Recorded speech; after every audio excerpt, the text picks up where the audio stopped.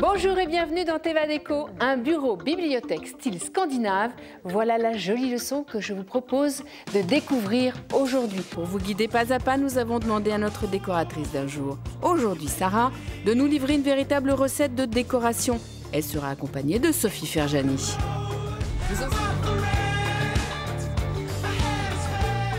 Bonjour Sarah. Bonjour. Alors je suis contente de te rencontrer. Sandrine t'a donné un sujet, t'a demandé de nous décorer une pièce. C'est un bureau bibliothèque sur le thème scandinave. Alors scandinave, c'est quelque chose qui plaît beaucoup en ce moment, même moi j'adore, mais finalement on en parle beaucoup et on ne sait pas trop ce que c'est. Est-ce que tu peux déjà me redéfinir un peu ce thème ? Alors, le scandinave, c'est eux qui ont apporté le blanc sur les murs et la clarté en déco. Et ils étaient un peu obligés parce qu'il n'y a pas beaucoup de lumière en hiver et ils vivent quasi dans l'obscurité. Et c'est eux aussi qui ont vraiment mis en valeur les matières naturelles. Moi, j'ai voulu mélanger ça avec carrément l'esprit un peu magique qu'on peut avoir dans ces lieux-là. D'accord. Donc tu vas mixer plein de choses. Le vintage et le contemporain, oui. La couleur et le blanc. Tout à fait. Le côté très strict et fonctionnel scandinave et un peu plus excentrique de la création artistique. On va essayer, c'est le but. D'accord, d'accord. Tu as choisi une couleur grisée ici, un peu un vert. Qu'est-ce que c'est cette Oui, teinte ? un céladon qui va être en fait notre thème de base, qui est en fait une couleur passée qui va contraster avec les pointes que j'ai symbolisées ici par cette touche de fluo. On a aussi voulu amener une petite touche de fourrure parce qu'on s'est imaginé au bord d'un fjord froid et on avait envie d'apporter une touche de chaleur. Et ça, tu vas la retrouver où par exemple ? On a carrément détourné la chose et on a trouvé un designer qui faisait un hamac en fourrure. Alors là, tu m'intrigues. Alors, Sarah, moi j'ai très bien compris ton ambiance, j'ai très bien compris tes codes couleurs, ton design. Je voudrais maintenant que tu passes à une vue de dessus si tu veux bien pour que je comprenne justement où ça va aller et où va aller le hamac. Parce que là, l'architecte d'intérieur que je suis ne comprend plus rien. Mais tu vas tout m'expliquer, j'en suis sûre. Ici, donc, on a notre mur en bois clair. D'accord. Ici, on a notre mur en vue de montagne. D'accord. C'est ce qu'on va voir le plus. Donc, elle est face à nous. Hein. Okay. Face à nous. Et ici, on a notre mur de rangement sur fond de grille. Donc, on est très, très rationnel de ce côté-là. D'accord. Notre hamac, il va venir se positionner entre les deux murs de la créativité. Avec un petit coin bureau, une petite table basse et un fauteuil ici.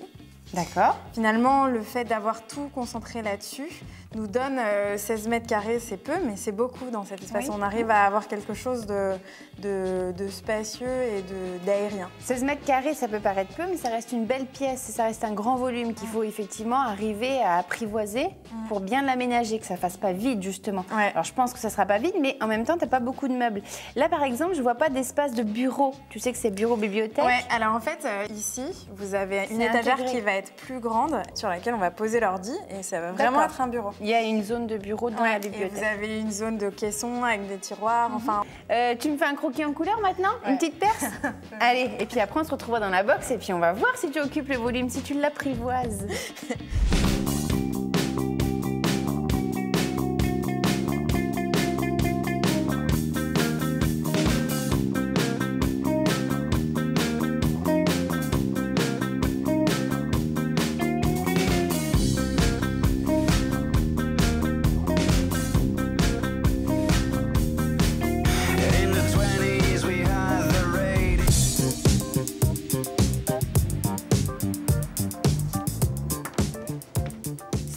Le moment est venu d'habiller cette boîte blanche. Est-ce que tu es prête à relever le défi ?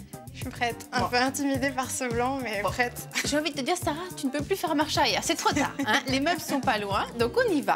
On va créer un décor scandinave pour un bureau bibliothèque. Et on commence par quoi ? On commence par le fond, qui est une montagne. On a ensuite un mur bois et ensuite un mur gris, noir et blanc. Très bien. Et enfin, on finira par le sol. C'est ça. Eh ben on y va, on se retrouve ces manches. Hein. Allez, go.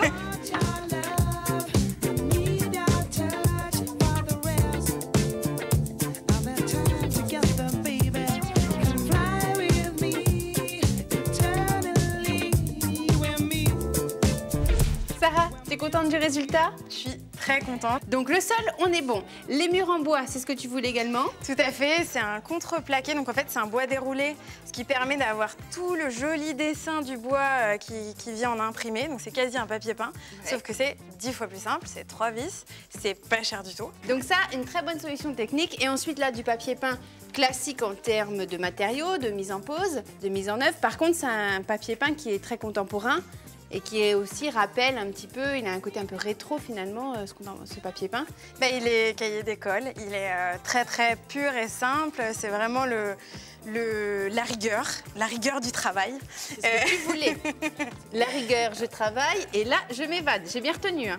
C'était tout à fait l'idée de départ, mais j'ai presque envie de twister et de garder l'idée, mais de mettre un peu des deux dans comment... Mais il n'y a pas de souci, tu veux changer tes meubles de place par rapport à la planche, c'est ça?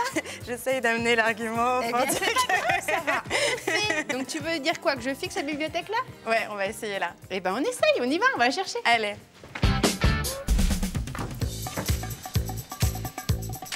Bon, maintenant ça tient, parfait. Alors du rangement, on en a. Elle est magnifique, donc ça c'est une réédition. Non, ça c'est une pièce originale. Ah, j'aime bien. C'est Cadovius. Ici, on a un caisson avec même des petits tiroirs, je les avais promis, donc ils y sont. C'est bien. Oh là là, effectivement, c'est énorme comme rangement, Sarah.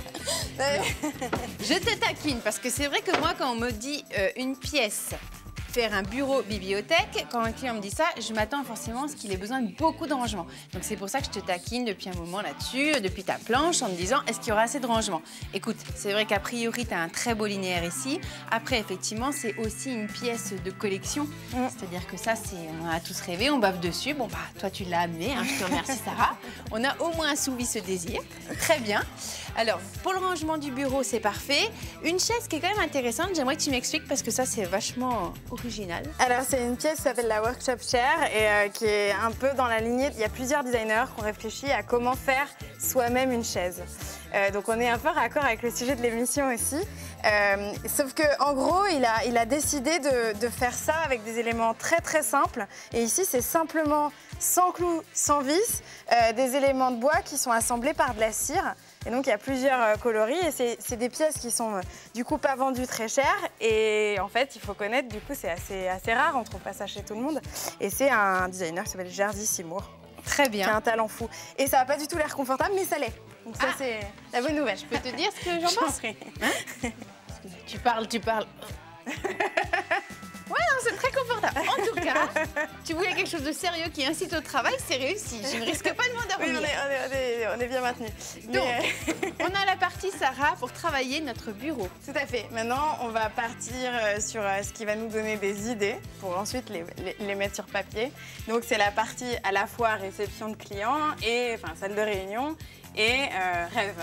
Donc plutôt petit salon ici. Petit salon, petit lieu de repos. D'accord. Limite bureau psychanalyste pour clients en mal de thérapie. On peut tout imaginer ici. D'accord. Ben, on va en tout cas, pour mieux imaginer, amener les meubles. Allons-y. On va les chercher.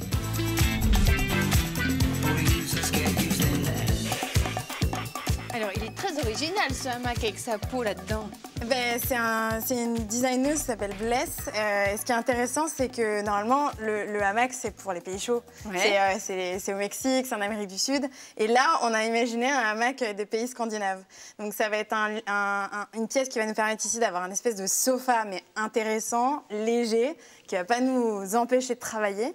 Et ça va en même temps être un lieu de réception de clients, de rêverie et de réflexion. Donc, à ce hamac va répondre un fauteuil et un des fauteuil, tables. Des tabourets, des tables basses. On va les installer, puis on y verra va mieux après le volume.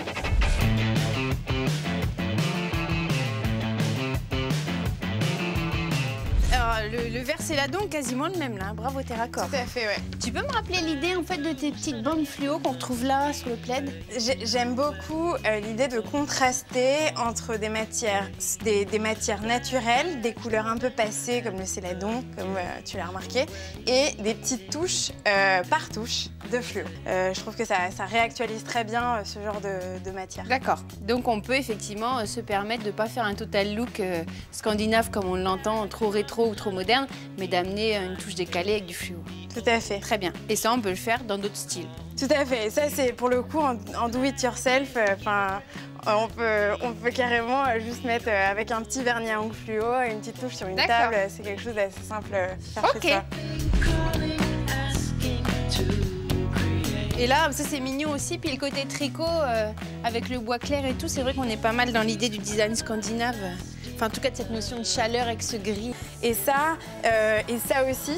Ça, c'est des jolis efforts de grandes entreprises, de grande distribution, donc de tout petit prix, qui sont partis dans ce thème et qui ont décidé de faire de très jolies choses à prix abordable. Donc, on a voulu le montrer ici aussi. Donc, le vintage, on peut en retrouver du vrai, de la réédition et donc à tous les prix, en fait. Et l'idéal est de mixer. Mais je suis tout à fait d'accord, Sarah. Donc, mixons. Et vous aussi, si vous en avez envie, vous rendez tout de suite sur la page tevadeco.fr pour retrouver la liste shopping. Et nous, on passe à l'accessoirisation. Allons-y, c'est parti.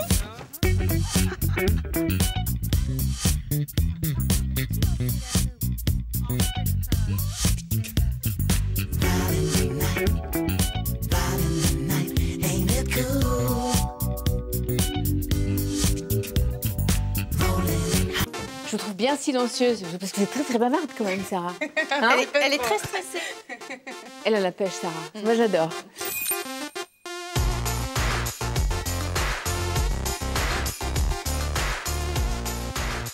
Alors, ici, dans 16 mètres carrés, on vous a demandé de travailler un bureau bibliothèque style scandinave. Pourquoi ? Parce que vous êtes nombreux à rêver d'un bureau, d'une bibliothèque. Et on avait envie de répondre à cette problématique d'une pièce dans laquelle il y aurait ces deux fonctions. Style scandinave, pourquoi ? Parce qu'il y en a plein les magazines.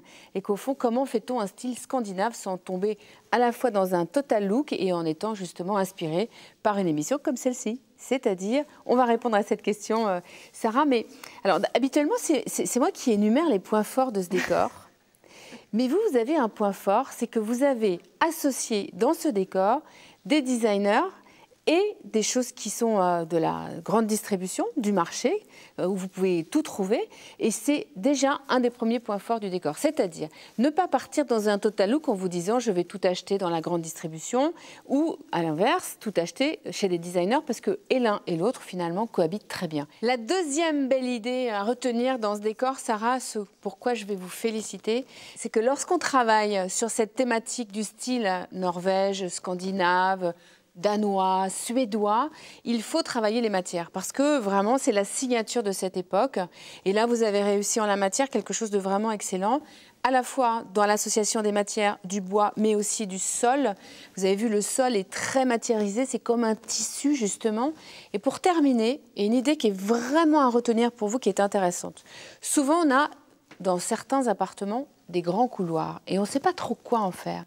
Moi je trouve que cette idée de bibliothèque-bureau dans un grand couloir, un peu large, je vous l'accorde, et bien voilà, ça c'est une bonne idée. Et imaginez au fond du couloir, parce que c'est ce que vous avez fait, vous regardez sur Internet une vieille photo de publicité des années 60 qui coûte vraiment pas cher. Regardez, vous verrez, on vous mettra les prix sur le site Internet. Au fond du couloir, sur une porte, un esprit de montagne et vous n'avez plus qu'à gravir la montagne et le tour est joué. Merci Sarah. Merci de m'avoir invitée. C'est un décor qui n'était pas facile à réaliser parce que à la fois la pièce, l'esprit, le style, mais vous avez réussi haut la main et surtout, hein, Sophie, avec une pêche, un sourire, une bonne humeur qui a vraiment, je crois, été appréciée par toute l'équipe de Teva Déco. Merci. Merci beaucoup. Merci Sarah. Merci Sophie. Merci Sandrine. Merci, à bientôt. Sandrine. À bientôt. Voilà, c'est terminé cette émission. Bien sûr, vous pouvez retrouver toutes les astuces, les idées, les prix des décors présents dans cette boîte de 16 mètres carrés sur le site internet de l'émission tevadeco.fr. Quant à nous, on se retrouve très vite, bien sûr. Attention, on ne peut pas changer le monde, mais on peut changer le décor. Vous le savez. Mais à bientôt.